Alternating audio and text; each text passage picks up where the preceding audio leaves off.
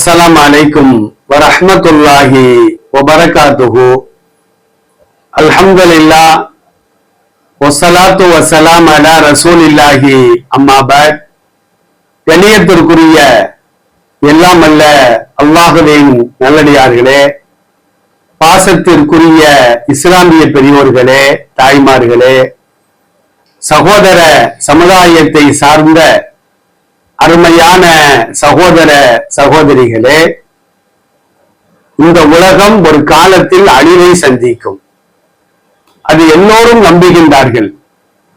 சுற்றி வரக்கூடிய ஒன்று ஒரு காலகட்டத்தில் கட்டாயமாக நின்றே ஆக வேண்டும். இயங்கி வரக்கூடிய ஒன்று ஒரு காலத்தில் தன் இயக்கத்தை முடித்துக் கொள்ளும். அதுபோன்றுதான் இந்த உலகம் இயங்கி வருகிறது. ஒரு காலகட்டம் வரும் பொழுது தன் இயக்கத்தை அது முடித்துக் கொள்ளும். அதைத்தான் மறுமை நாள் என்று நாம் சொல்லுகின்றோம். இந்த மறுமை நாள் எப்போது வரும் என்பதை அல்லாஹ்வை தவிர வேறு யாராலும் அறிந்து கொள்ளவே முடியாது. அது மறைவான செய்தி. இன்னல்லாஹ இன்தஹு இல்முஸ் ஸாஅ. இந்த உலகம் எப்போது அழியும் என்பது அந்த ஞானம் அல்லாஹ்விடத்தில் தான் இருக்கிறது என்று சூரத்துல் லுக்மானுடைய கடைசி வசனங்கள்ல அல்லாஹ் சொல்லி காட்டுவார். ஆனால் உலகம் அழிவதற்கு நாள் நெருங்க நெருங்க சில அடையாளங்கள் உலகத்தில் தோன்றும் என்று நபி ஸல்லல்லாஹு அலைஹி வஸல்லம் சொன்னார்கள். அந்த அடையாளங்கள் எல்லாம் இன்றைக்கு அல்லாஹ்வுடைய கிருபையினால மிகுதமாகவே காட்சி தருகிறது. யுஷ்ரபுல் ஹம்ரு, மதுபானங்கள் தாராளமயமாக ஆக்கப்படும் என்று சொன்னார்கள். இன்றைக்கு வீதிக்கு வீதி, தெருவுக்கு தெருவு மதுபானங்கள் தாராளமயமாக விற்பனை செய்யப்படுகிறது.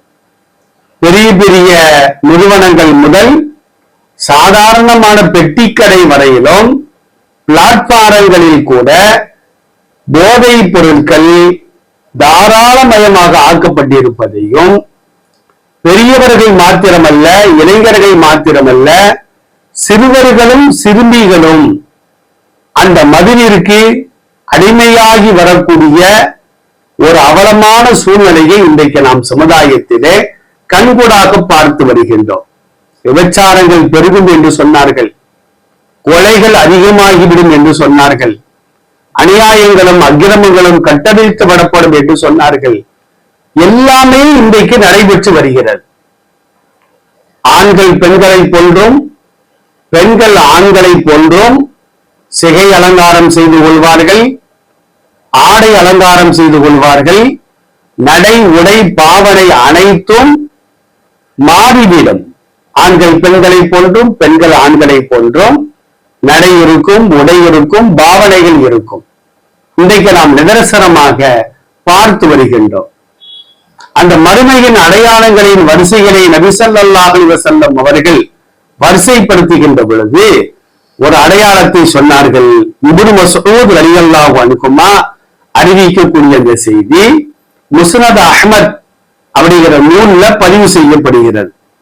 நபி ஸல்லல்லாஹு அலைஹி வஸல்லம் சொன்னார்கள், இன்ன மின் அஷ்ராத்தி ஸாஅத்தி, மறுமையின் அடையாளங்களில் ஒன்று ஐயுஸல்லிமர் ரஜுலு அலர் ரஜுலி, ஒருவர் மற்றவருக்கு சலாம் சொல்லுவார்.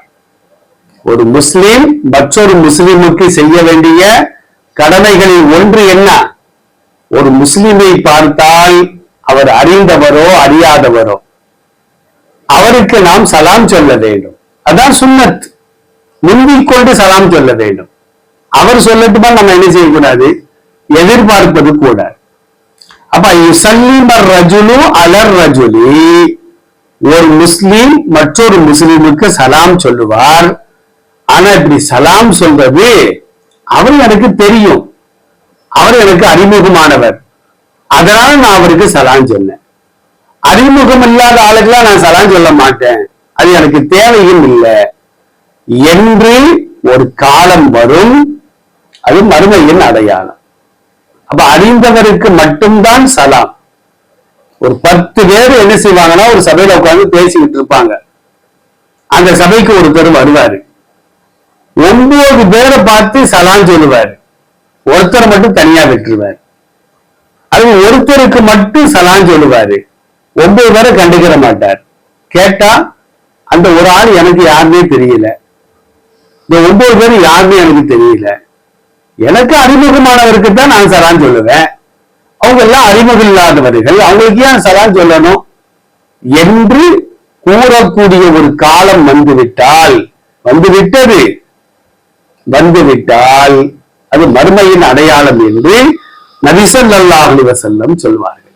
அதான் லா யுஸல்லிமு அலைஹி இல்லா லில் மஅரிஃபத்தி, அறியப்பட்டவர் என்பதற்காகத்தான் அவர் அவருக்கு சலாம் சொல்லுகிறார்.